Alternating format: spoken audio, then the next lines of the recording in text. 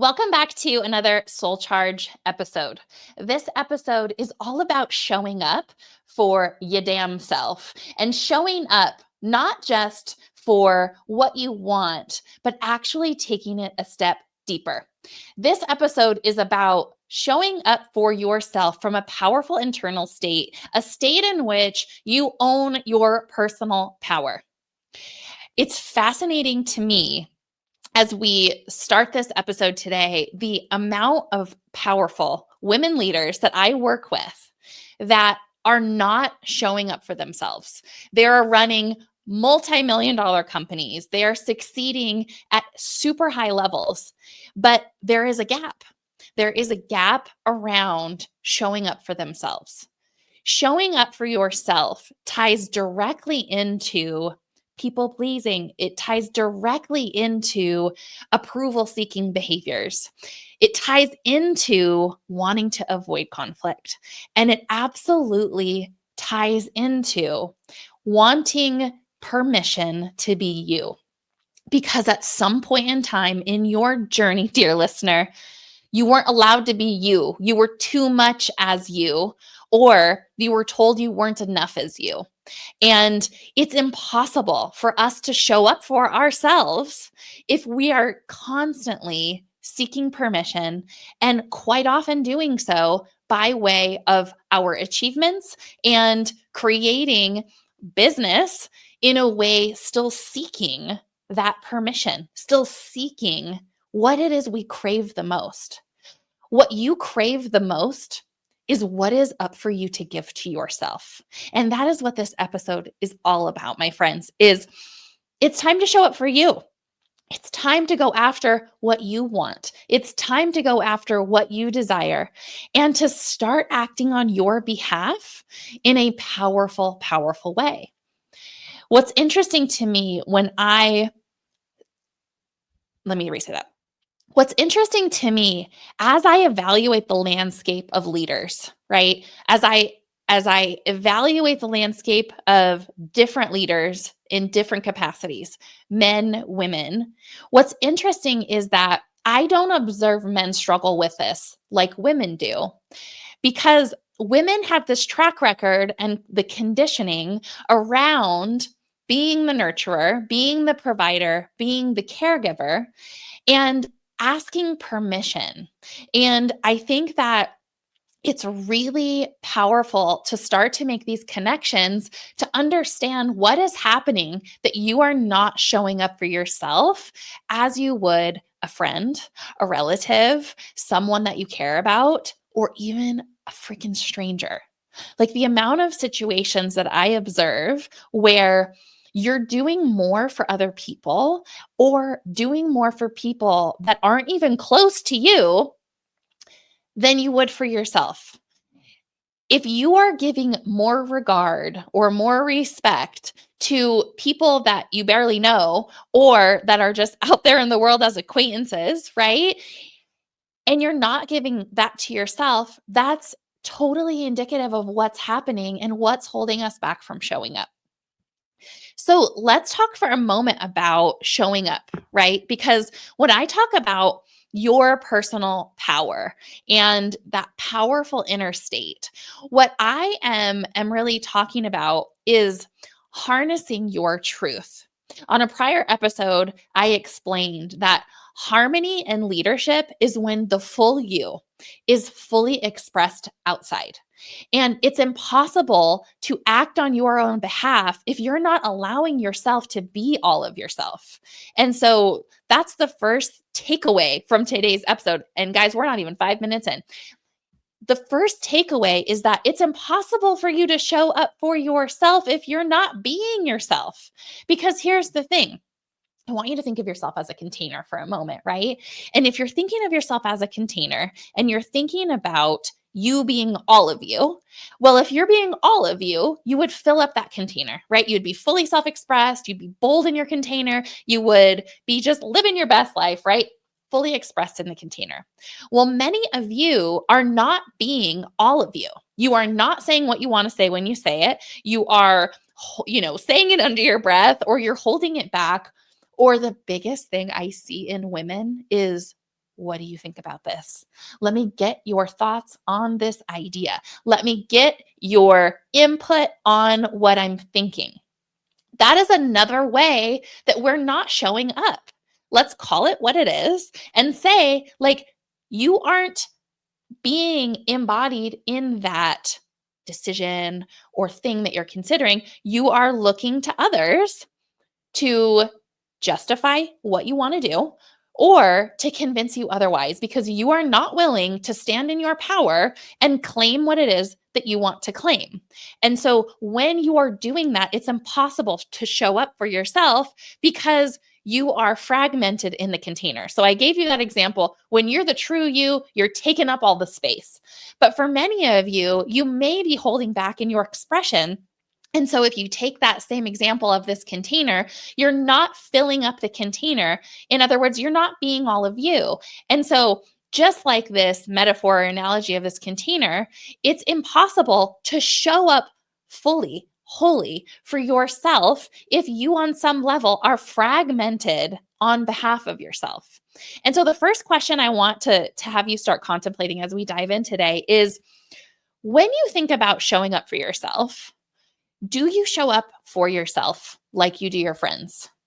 Do you hear yourself out? Are you the shoulder for you to cry on? Or are you the shoulder for you to laugh on? Are you there for you as you are for your friends? Most often, what I see is that is not true. Most often what I see in the women that I work with is that they would give someone else the shirt off their back, but they're not going to make sure they have their self-care dialed in before they take on that next client appointment. And so that right there tells us that the regard for self is not of the same caliber as what you're willing to do for others. And the truth of the matter is that you can only truly give to the level in which you can receive. And so if you're giving and giving and giving and not taking care of yourself or not being there like I just shared for yourself as you are for someone else, the truth of the matter is that the level or quality of the time you're giving to other people is not actual presence. It's not actual time that is present. Are you really listening? Are you really present with that person you're being available for? Because let's call it what it is that if you are not present for yourself, you are not able to be present for someone else. You cannot give what you don't have. You cannot give to someone else what you're not claiming. And so that's the first piece to reflect upon is, are you showing up for yourself in the way that you would another person? The next contemplation point for you is, are you showing up in how you speak, what you request, what you demand, what you propose, as you would tell someone else to do? This is a big one because for us as women leaders, it's so easy to encourage someone to speak their mind, speak your truth, we say. And behind the scenes, are we really speaking ours? To truly show up for yourself, you have to be willing to say what needs to be said. A lot of times it's easy to put it under the rug or not have direct communication. But actually, and this is specifically for those of you that have teams, a lot of times it's easy to skip that hard conversation, right? Or skip that part of the review where you're not giving direct feedback. But that's actually the biggest point of disservice because you're not showing up for you. And what you're modeling as a leader is for them not to show up for them by way of you not being direct. And so, how are you showing up for you? How are you speaking your truth? How are you speaking your mind? How are you making sure that you are heard in the way that you desire to be heard? I can't remember if I read it somewhere or it was a quote or something like that, but I had come across this idea of, if you don't speak, someone else is going to speak for you. And you all have probably had those situations, right? Where someone else told your story or someone else spoke on your behalf and you're like, that's actually not what happened. This is what happened. This is how you can be sure to show up for yourself, is that the fact of the matter is that if you don't speak, your story, yes, is going to die inside of you. And also your story and what you have to say and the way that you have to say it is held back, and it is captive and not in front of the people that need to hear it. But the other part of this is, in all of these points I give you today, it's twofold. It's about how we're showing up in the world, but it's also about what we're giving to ourselves. And so if you think about this concept of showing up for yourself and speaking your truth, it's also about who you become in the process. Like, I find that in my journey and on a lot of clients' journeys that we work with at SoulCharge, it's not just about speaking, saying what needs to be said, and being fully self expressed, but it's actually the safety in which you feel with yourself, that you actually stood by yourself and you represented yourself. And it doesn't always go well. It also goes poorly, but you can always go home and look yourself in the mirror and say, you know what? I showed up for myself. I showed up for myself. I did my best on my behalf. Did you do your best on your behalf? Because I know that as women, we can say that we do that for others every day, every damn day, every time. I will tell you, you will tell me that that is true. But it's when we say, no more, I'm going to stay committed to myself and what I'm here to deal with. And through not letting yourself off the hook, who you become in the process is what we care about here at SoulCharge. It is what is your soul being on fire. It is releasing you from the captivation, the prison that you may be in because you're holding yourself back. You're not speaking your truth. You're not expressing what's true for you. And that's the second piece, is how are you showing up for yourself on your behalf as it relates to speaking on your behalf? Are you your best representative? Are you watching your own six? Are you really, really like watching your back and showing up in a way as it comes down to speaking on your behalf and ensuring that you're taken care of? I think as moms, this is a huge thing, right? Because we think of our babies and we think of like, I always have that image of like the child that's at risk at getting hit by the car, and the mom or is under the car tire, and the mom that goes over with all the adrenaline and pops up that car as if she has superhuman strength. And that kind of representation is not how we show up for ourselves. And the moment we can be honest about that, the moment everything changes, because it then becomes less about conflict or the risk of conflict. It becomes less about what are they going to think about me. It becomes less about really what you think about you. Let me say it differently. It becomes less about what everyone thinks about you and more about your agency and authority as a leader and what you want to represent. Because everything you do or not do is representative of who you are as a leader. And I know that you want to model the highest quality of execution and leadership and purpose and intention and consciousness and awareness in the style of your leadership. And it all starts with you, baby. If you are showing up for you and thinking of representing yourself and acting on your behalf in a powerful way, it's a game changer. So that's the second aspect of showing up. The next piece around showing up is this question. And the question is the way that you show up conditional? And what I mean by that is it's conditional based upon the level of fear that might be on the table or the level of permission that you are giving yourself. And so when I first talk about fear, this is a really interesting one. And it's something that I want to speak into for you, because you have already achieved a ton. You have achieved more than most people will in their lifetimes. And there's this thing called fear that still wakes you up at night. There's this thing called fear that still trips you up every so often.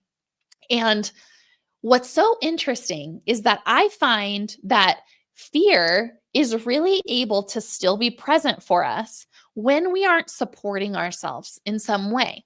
And so I was recently chatting with a client about this idea about fear. She is a very successful entrepreneur, business owner, and fear still creeps up on her.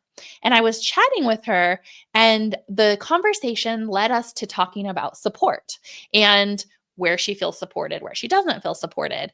And a lot of times when we as entrepreneurs go into fear, it's because we have these big visions, but we can't necessarily see how it's going to unfold. And so we can put it all on ourselves. And that's what was happening for her. Is she was able to recognize that when she's fearful, it's actually because she's afraid she's not going to be able to do it all or get it all done, or in some way, she's afraid she's not going to get it right or be enough.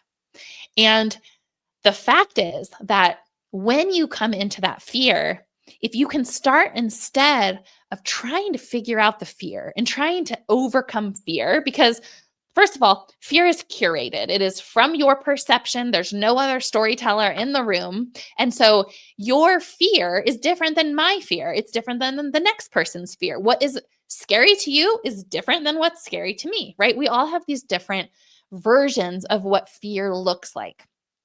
But what I believe to be true is that when we can start looking at what's really the need I have here versus trying to figure out the fear, that's when resourcefulness can come to the table, right? That is when you can say, oh, I'm fearful because there's so much detail work that goes along with executing this bad boy. And the truth is that I need more administrative support right now to take this dream and make it real.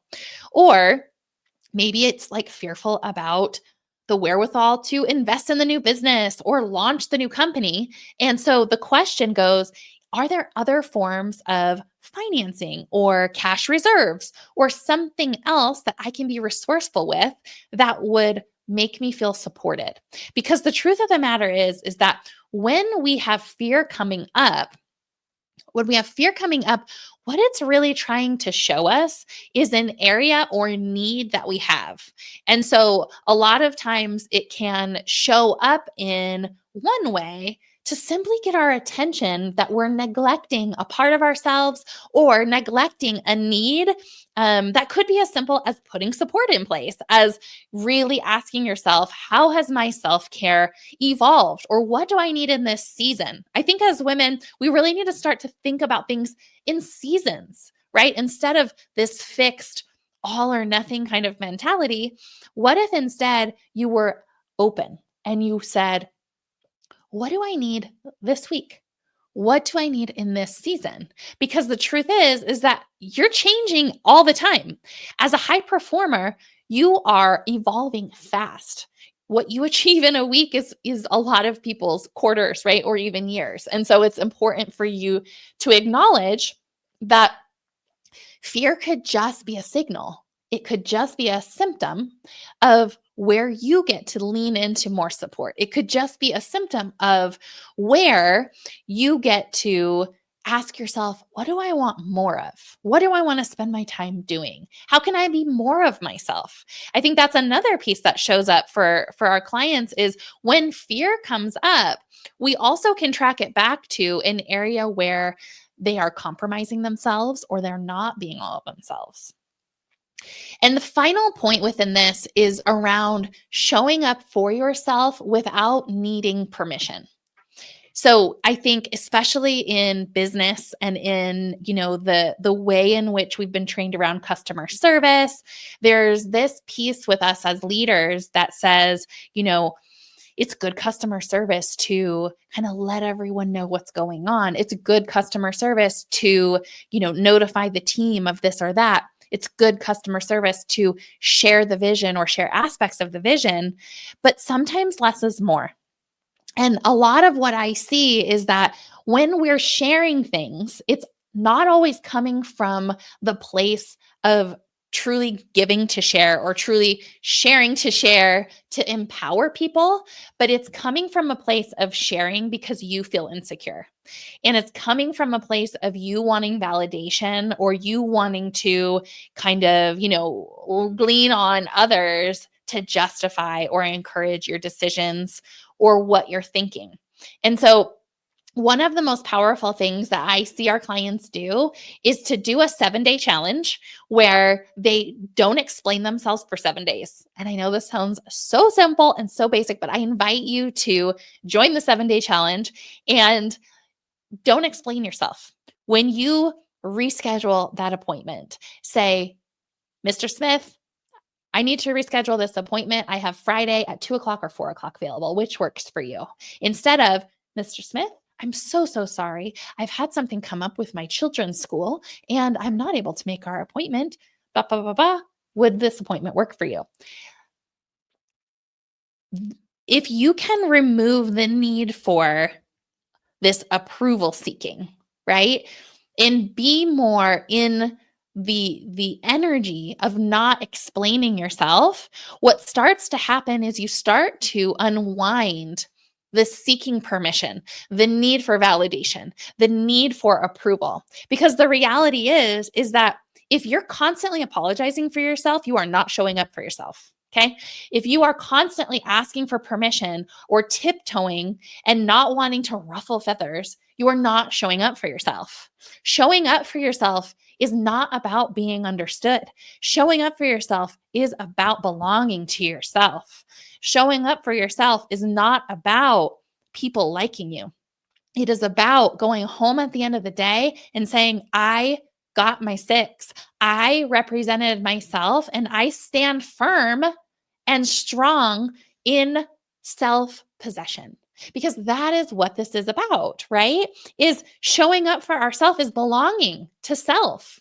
And it's insane, wild, crazy to me how many of the most elite, successful leaders and entrepreneurs are not actually showing up for themselves. So, what would it look like if they did? Business would quadruple, business would double, fulfillment would increase, joy would be present. There would be an exit off of the hamster wheel and burnout would stop because we're not constantly showing up for everyone else and making sure everything else is okay. We're returning home and we're saying, you know what? I'm going to show up for me because the truth is that if I do that powerfully, I'm going to be able to service you and need at an incredibly higher rate than if I don't show up for myself. Because let's be real here is to the extent that you show up for yourself and you are embodied in what you are delivering, what you are standing for, what you are trying to sell, whatever your business is, whatever movement you are leading, to the extent that you're showing up and embodied in what you're standing for is to the extent of the impact. If you are not showing up for yourself and you are not embodied, you are absolutely not making the impact that you are meant to make. You may still be impacting. In fact, I know you are because that's your nature is to literally keep going even when 2 wheels are flat. That's your nature. And so the invitation delete the invitation. So, what I want to ask of you is to show up for yourself. That's what we want from you. We want your bold ass at the table. We want what's really on your mind. We want you to stop telling us what you think we want to hear. We would like it if you would be all of you. That is what creates harmony. And we have been taught a lie. We have been misled that being all of ourselves and showing up in all of our glory is too much and not what we're supposed to do and off track and whatever else the sentence is for you. And I am here to tell you that the way that you can impact the most is by being all of you.